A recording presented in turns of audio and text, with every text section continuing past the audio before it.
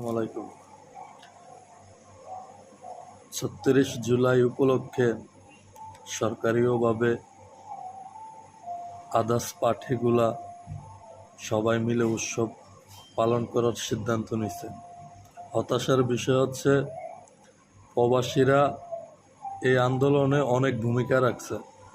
তারা remittance shutdown করে দিছে, তারা জেল খাটছে, তারা অনেক ত্যাগ স্বীকার করছে এই আন্দোলনে।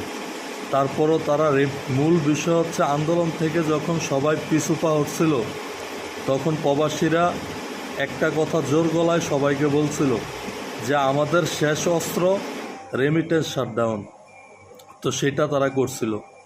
তো প্রবাসীদেরকে নিয়ে একটা দিন উৎসব পালন করার মতো ওরকম সৎসাহস কেউ দেখায় নাই, প্রবাসীদের ভূমিকা কেউ মনে রাখে নাই।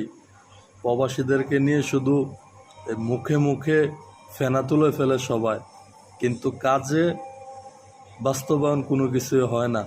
তো খুবই হতাশার বিষয়, খুবই দুঃখের বিষয়।